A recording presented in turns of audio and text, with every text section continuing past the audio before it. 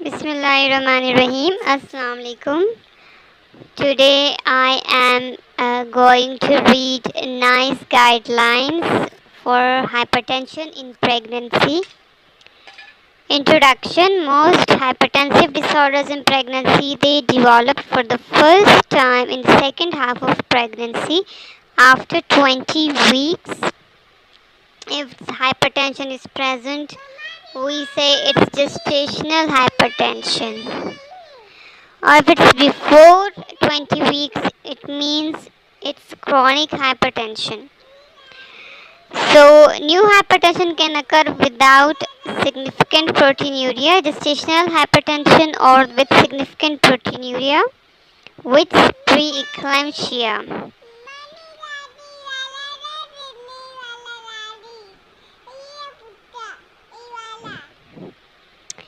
Hypertensive disorders during pregnancy can occur in women with chronic hypertension. Hypertensive disorders during pregnancy are among the leading causes of maternal death in the UK. Hypertensive disorders also carry a risk for the baby in terms of higher perinatal mortality, preterm birth, and low weight. Reducing the risk of hypertensive disorders in pregnancy. Advise women at high risk of preeclampsia to take 75 mg of aspirin daily from 12 weeks until the birth of the baby. Women at high risk are those with any of the following: hypertensive disease during a previous pregnancy, chronic kidney disease, autoimmune disease such as systemic lupus erythematosus or antiphospholipid syndrome, type 1 or type 2 diabetes, and chronic hypertension. Management of pregnancy with chronic hypertension. Tell women who take ACE inhibitors or ARBs that there is an increased risk of congenital abnormalities and to discuss other antihypertensive treatment with the healthcare professional responsible if they are planning pregnancy. In pregnant women with uncomplicated chronic hypertension, aim to keep blood pressure lower than 150 by 110 mm of mercury. Assessment of proteinuria in hypertensive disorders of pregnancy. Use an automated reagent strips reading device or a spot urinary protein creatinine ratio. Pregnant women are advised to keep ketones urine strips. Definition is chronic hypertension is hypertension present at booking or before 20 weeks, that is being or can be primary or secondary in etiology. Degrees of hypertension: mild diastolic blood pressure 90 to 99 mm of mercury, systolic blood pressure 140 to 149 mm of Hg, moderate diastolic blood pressure 100 to 109 and systolic blood pressure 150 to 159 mm of mercury. Now there is no moderate, basically it's an old guideline. There is no moderate hypertension now. It's mild or severe, mild and severe. In severe, diastolic blood pressure greater than equal to 110 mm of mercury, systolic blood pressure greater than equal to 160. So mild hypertension is less than 100 diastolic and less than 150 systolic, while severe will be diastolic blood pressure will be greater than or equal to 110 mm of mercury and systolic blood pressure greater than or equal to 160 mm of Hg. Eclampsia, convulsive condition associated with preeclampsia. Gestational hypertension, a new hypertension presenting after 20 weeks without significant proteinuria. And preeclampsia is new hypertension presenting after 20 weeks with significant proteinuria, that will be preeclampsia. Now, preeclampsia and chronic hypertension, the first time the patient came after 20 weeks, how we will differentiate? Because in chronic hypertension, patient will give history of previous hypertension, and she might be on anti-hypertensive medication before pregnancy, and she might have taken preconception counseling of changing to pregnancy safe medications, and that if patients don't know about the chronic hypertension that's present previously, they will know proteinuria if it's first diagnosed in pregnancy, like before 20 weeks. So after 20 weeks, it means it may be a gestational hypertension or transient gestational hypertension if no proteinuria is present. But if proteinuria and signs of and symptoms of preeclampsia are present, manage accordingly. Severe preeclampsia with severe hypertension and without and or with symptoms and biochemical and hematological impairment. Reducing the risk of hypertensive disorders in pregnancy. Symptoms of preeclampsia. Tell women to seek advice immediately if they experience any of severe headache and severe pain just below ribs.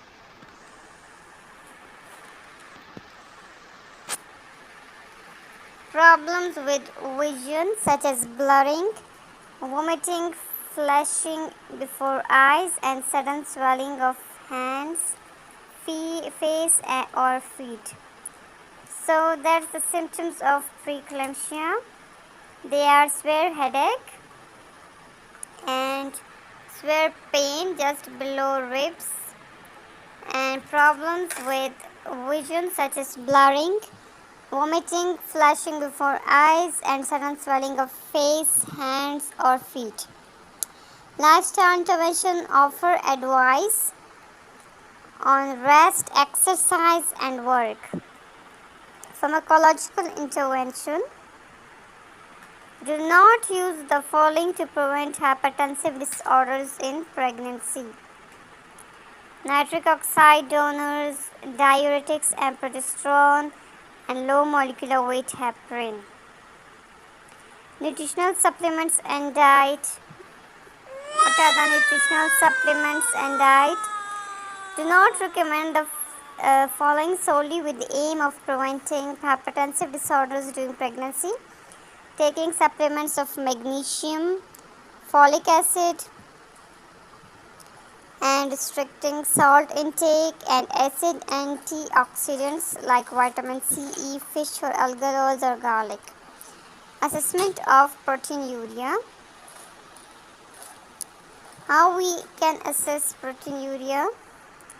Use an automated reagent strip reading device or a spot urine creatinine ratio. Diagnose significant proteinuria if urine protein creatinine ratio greater than 30 mg per millimole or a validated 24-hour urine collection result shows greater than 300 mg protein. Where 24-hour urine collection is used to quantify proteinuria, there should be recognized method of evaluating completeness of the sample. Moderate and high risk of preeclampsia. So this is the table: antenatal care and fetal monitoring. If previous were preeclampsia,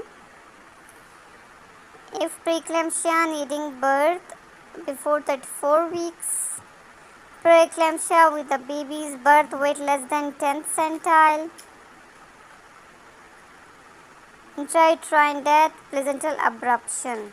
If there is a previous history of all the above that stated,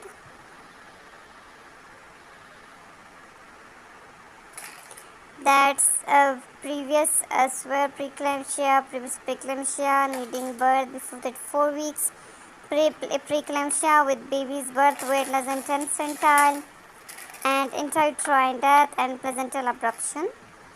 So carry out ultrasound, fetal growth, and amniotic fluid volume assessment, plus umbilical artery Doppler listometry. Start at the 28 to 30 weeks or at least 2 weeks before previous gestational age of onset of hypertensive disorders earlier than 28 weeks, and repeat 4 weeks later. If in a patient, if she can an OPD and she has a previous history of all the above, We will carry out the ultrasound fetal growth and amniotic fluid volume assessment, and we will do umbilical artery Doppler as well at 28 to 30 weeks and at least 2 weeks before previous gestation age of onset of hypertensive disorders. Like in previous pregnancy, patient developed gestational hypertension at 30 weeks. She presented and she developed gestational hypertension. So now if she came back with a second pregnancy, we will do ultrasound surveillance and all the monitoring 2 weeks before previous gestational age of onset of hypertensive disorders. Okay. If at least 2 moderate risk factors or at least 1 high risk factor for preeclampsia, what we will do? Advise women to take aspirin 75 mg for 12 weeks until birth. If fetal activity abnormal, carry out cardiotocography.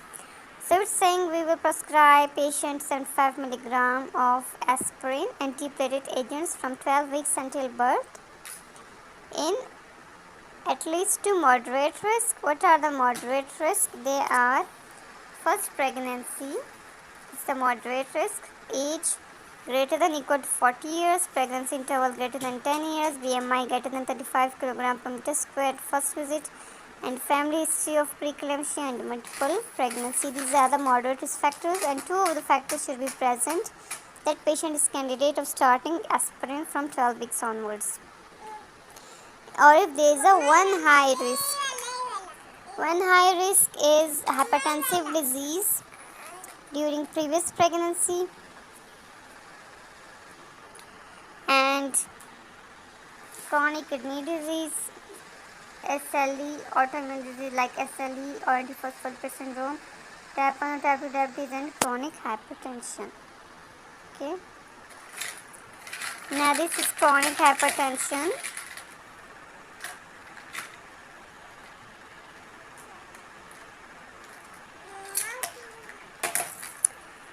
So chronic hypertension में pre-pregnancy advice patient comes, we will give the patient preconception advice of antihypertensive treatment. Tell women who are taking ACE inhibitors, ARBs or chlorothiazide, they are teratogenic drugs. They should be present. They should be stopped before conception, and an alternative which is safe in pregnancy should be continued. There is an increased risk of congenital abnormalities if ACE and ARBs are taken during pregnancy. There may be an increased risk of congenital abnormalities and neonatal complications if chlorothiazide is taken during pregnancy. Limited evidence shows no increased risk of congenital abnormalities with the antihypertensive treatment. To discuss other antihypertensive treatment, healthcare professionals responsible for managing their hypertension if they are planning pregnancy. Dietary sodium. Encourage the woman to take lower dietary sodium intake or use sodium substitute. This recommendation is adopted from hypertension management of hypertensive in adults in primary care NICE clinical guidelines.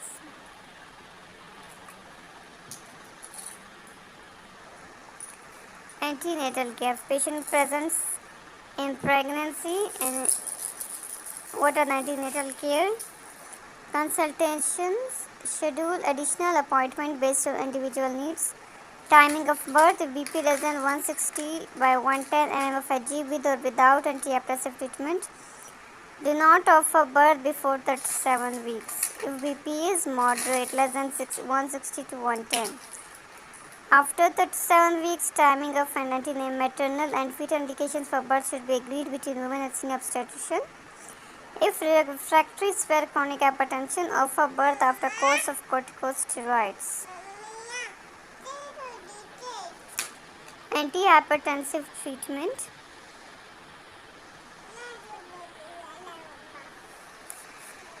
Stop ACE inhibitors, ARB within 2 days of notification of pregnancy and offer alternatives. Offer antihypertensive treatment based on pre-existing treatment, side effect profile and teratogenicity. Aim for BP less than 150 to 100 mm of Hg. If target organ damage, aim for BP less than 40 by 90 mm of Hg. Do not offer treatment to lower diastolic blood pressure to less than 80 mmHg. Why? Because it will decrease the placental supply. If secondary chronic hypertension, refer to specialist in hypertensive disorders. For fetal monitoring, what we will do? 28 to 30 weeks gestation and 32 to 34 weeks carry out ultrasound for fetal growth, amniotic fluid volume assessment, and umbilical artery Doppler. It's very important. If results normal, do not repeat after 34 weeks unless clinically indicated. If the cardiac activity abnormal, carry out cardiotocography. Intrapartum care. First table is mild or moderate hypertension, in which BP is less than 159 by 109 mmHg. There is no moderate hypertension. This term is not used nowadays. So it's BP less than 159 by 109 mmHg. Continue antenatal antihypertensive treatment. me.Happy hourly. Carry out hematological and biochemical monitoring according to criteria from antenatal period, even if regional analgesia are being carried out, being considered.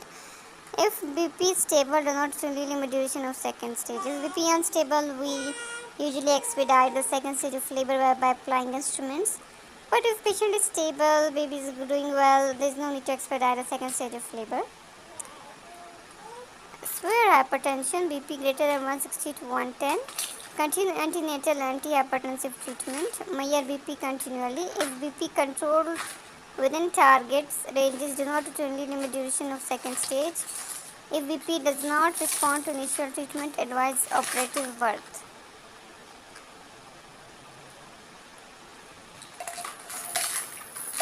Antihypertensive treatment. Aim to keep BP less than 140 by 90 if patient is taking antihypertensive treatment.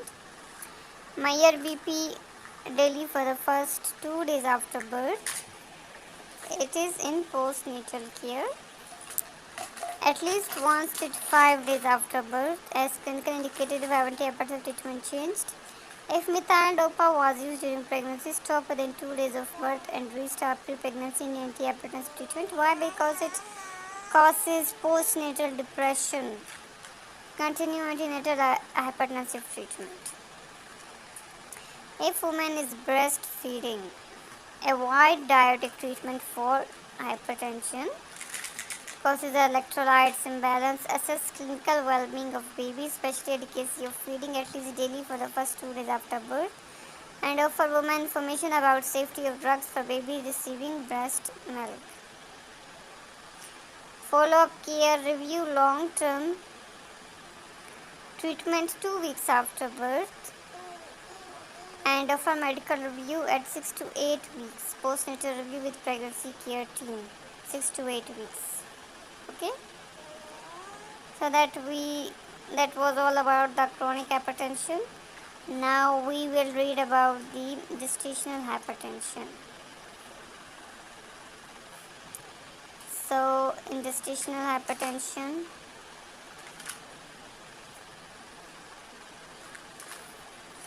antenatal care.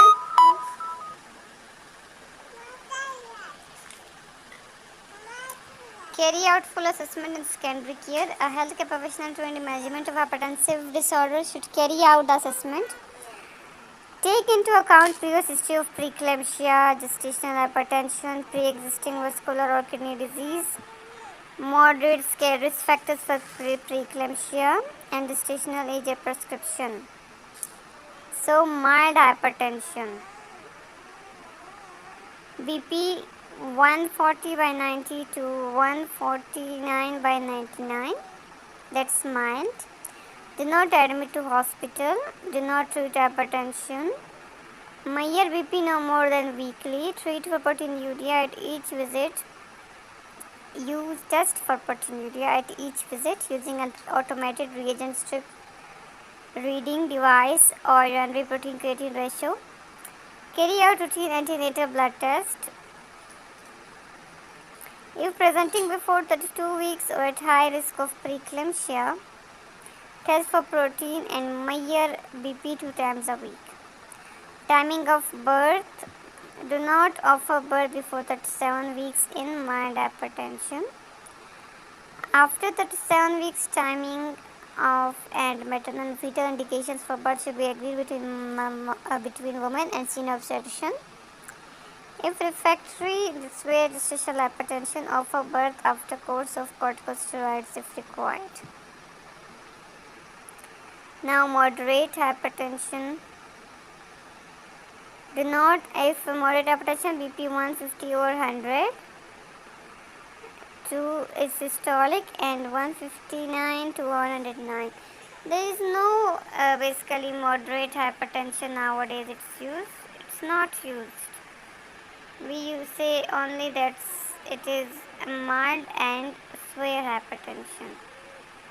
No moderate hypertension is used nowadays. Then it's severe hypertension.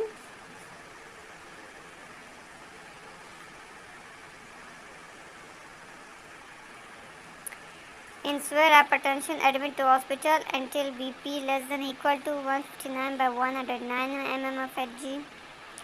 160 to 110 BP, admit the patient. Do not offer bed rest in hospital.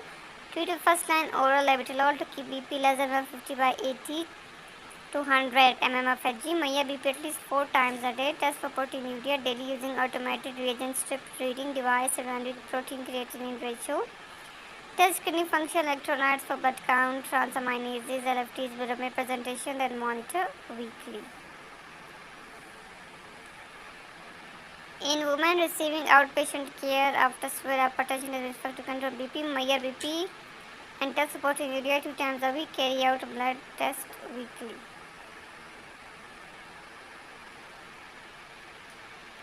Now it's fetal monitoring. In mild or moderate hypertension, if diagnosis confirmed before 34 weeks, ultrasound for fetal growth and amniotic fluid and volume assessment and umbilical artery Doppler. These three are very important. Ultrasound for fetal growth, amniotic fluid volume, and the Doppler umbilical artery Doppler blisterometry. If results normal, do not repeat at 34 weeks. If fetal activity abnormal, carry out CTG. Severe hypertension, BP greater than 160 to 110 mm of Hg. A diagnosis, ultrasound for fetal growth and amniotic fluid volume assessment plus umbilical artery Doppler blisterometry. If conservative management plan, do not repeat more than every 2 weeks. CTG, repeat if any of change in fetal movements reported by women or vaginal bleeding, abdominal pain, deterioration medical condition. Do not repeat more than weekly. Results of all fetal monitoring is normal. Write a care of plan includes timing and nature of future fetal monitoring, fetal indications for birth, if and when corticosteroid should be given, when discussion with neutral pediatrician obstetrician status should take place, and what decision should be made. If result of any of the fetal monitoring abnormal, tell a consultant obstetrician.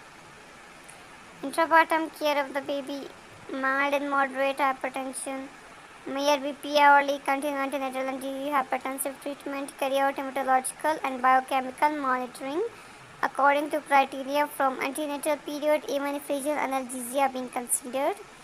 Do not routinely limit duration of second stage of labor if BP is stable.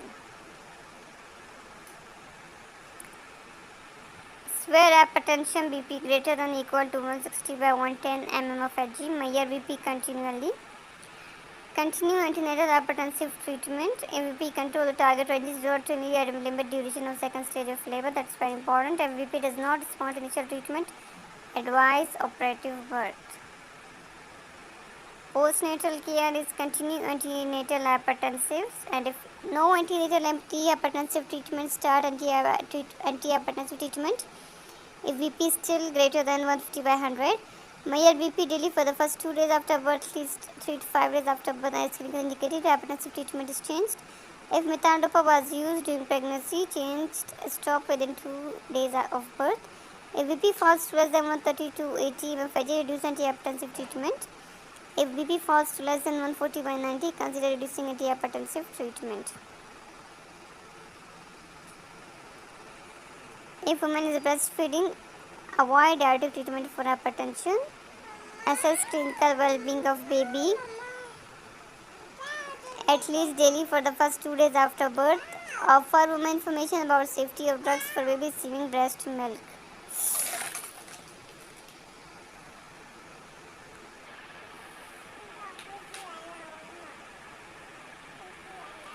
Follow-up care, transfer to community care, write a care plan that includes who will provide follow-up care, including medical review if needed, frequency of blood pressure monitoring, thresholds for reducing or stopping treatment, indications for referral to primary care for blood pressure review. If antihypertensive treatment is to be continued, offer medical review 2 weeks after transfer to community care. Offer medical review at 6 to 8 weeks in perperium. If antihypertensive treatment is to be continued after 6 to 8 weeks post-natal review, offer special assessment of hypertension. Thank you. In next video, we will continue the preeclampsia and HELP syndrome.